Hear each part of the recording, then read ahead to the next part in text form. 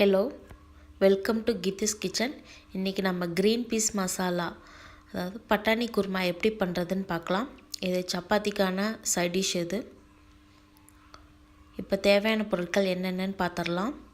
ஃப்ரெஷ்ஷான பட்டாணி 1 cup, frozen பட்டாணி இல்லை, இது ஃப்ரெஷ் பட்டாணி. நெக்ஸ்ட்டு ஆனியன் 1, கருவேப்பிலை கொஞ்சம், தக்காளி 1 தக்காளி, இஞ்சி பூண்டு பேஸ்ட்டு 1 ஸ்பூன், பச்சை மிளகாய் 1, பட்டை, லவங்கம், ஏலக்காய், கொஞ்சம் மசாலா,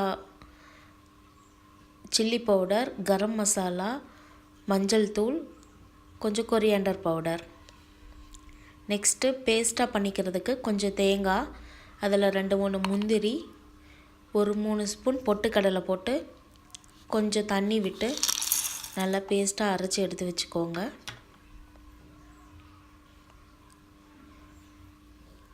இப்போ மசாலா எப்படி பண்ணுறதுன்னு பார்க்கலாம். ஸ்டவ்வில் பேன் வச்சுட்டு ஒரு 3 ஸ்பூன் ஆயில் விட்டுட்டு பட்டை, லவங்கம், ஏலக்காயெல்லாம் போட்டு தாளிக்கணும்.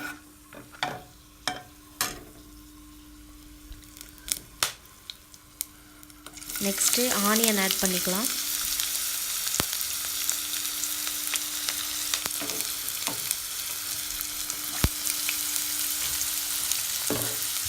ஆனியன் ஆட் பண்ணி நல்லா ஃப்ரை பண்ணிக்கோங்க.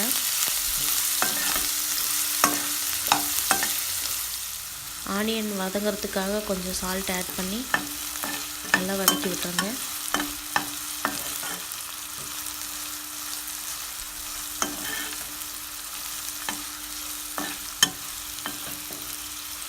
இப்போ ஆனியன் ஹாஃப் குக் ஆயிடுச்சு.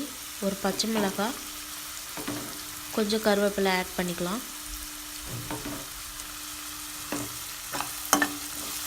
ஆட் பண்ணி இதையும் நல்லா வதக்கி விட்டுக்கோங்க.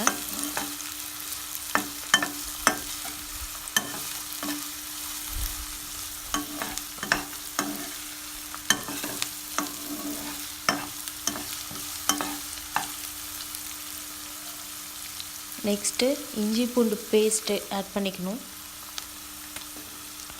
ஆட் பண்ணிவிட்டு இஞ்சி பூண்டு பேஸ்ட்டோட ரா ஸ்மெல் போகிற வரைக்கும் நல்லா ஃப்ரை பண்ணிக்கோங்க.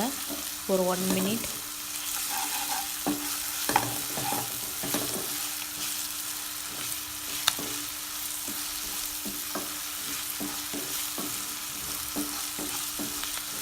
இப்போ இஞ்சி பூண்டு ஸ்மெல்லாம் போயிடுச்சு.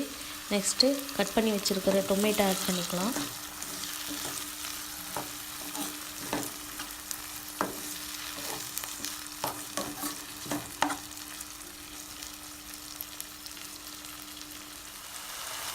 டொமேட்டோவில் இப்போ நல்லா மேஷ் ஆயிடுச்சு. நெக்ஸ்ட்டு நம்ம வச்சுருக்கிற மசாலா தூள் எல்லாத்தையும் ஆட் பண்ணிக்கலாம். கரம் மசாலா, சில்லி பவுடர், கொத்தமல்லி பவுடர், மஞ்சள் தூள் எல்லாத்தையும் ஆட் பண்ணி இப்போ மசாலா ராஸ்மல் போகிற வரைக்கும் ஒரு 1 மினிட் நல்லா வதக்கி விடுங்க.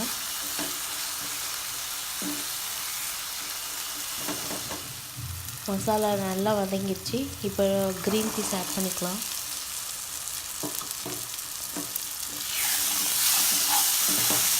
க்ரீன் பீஸ் ஆட் பண்ணி நல்லா மிக்ஸ் பண்ணி விட்டுட்டு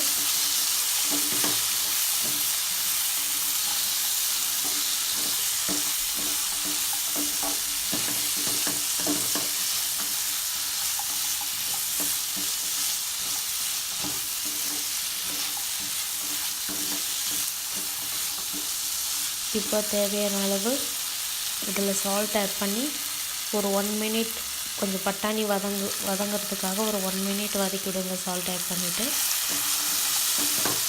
இப்போ பட்டாணியும் மசாலாவும் சேர்ந்து நல்லா வதங்கிடுச்சு. நெக்ஸ்ட்டு நம்ம பேஸ்ட்டாக அரைச்சி வச்சுருக்கிற தேங்காய், பொட்டுக்கடலை, 2 முந்திரி பருப்பு அதெல்லாம் தண்ணி விட்டு நல்லா பேஸ்ட்டாக அரைச்சி விட்டுட்டு இது வதங்கிடுச்சு. இப்போ ஆட் பண்ணிக்கலாம்.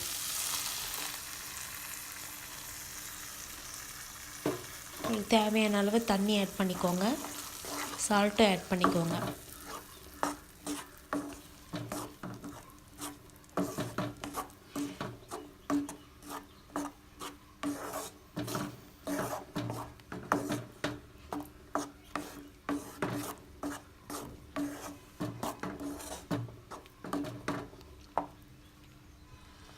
இப்போ ஒரு டம்ளர் நான் தண்ணி ஆட் பண்ணிக்கிறேன்.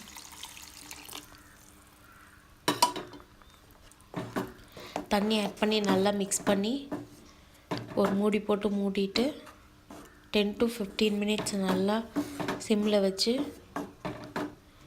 நல்லா மசாலா பாயில் பண்ண விடணும். கிரேவிலேருந்து எண்ணெய் நல்லா பிரிஞ்சு வரணும். மூடி வச்சாச்சு. ஒரு 15 மினிட்ஸ்க்கு அப்புறம் பார்க்கலாம். கிரேவி ரெடி ஆயிரும். இப்போ 15 மினிட்ஸ் ஆயிடுச்சு. ஓப்பன் பண்ணி பார்க்கலாம். பாருங்கள், கிரேவி நல்லா ரெடி ஆயிடுச்சு. எண்ணெயெல்லாம் பாருங்கள் நல்லா பிரிஞ்சு வந்திருக்கு. இப்போ கொத்தமல்லி எல்லாம் போட்டுட்டு ஒரு டைம் நல்லா மிக்ஸ் பண்ணி விட்டுடலாம். அவ்வளோதான், பட்டாணி குருமா ரெடி ஆயிடுச்சு. இது சப்பாத்திக்கு ரொம்ப நல்லாயிருக்கும். நீங்களும் கண்டிப்பாக எல்லாம் வீட்டில் செஞ்சு பாருங்கள். பிடிச்சிருந்தா என் சேனலை சப்ஸ்கிரைப் பண்ணுங்கள். குருமா எப்படி வந்ததுன்னு கீழே இருக்கிற கமெண்ட் பாக்ஸில் கமெண்ட் பண்ணுங்கள். தேங்க்யூ.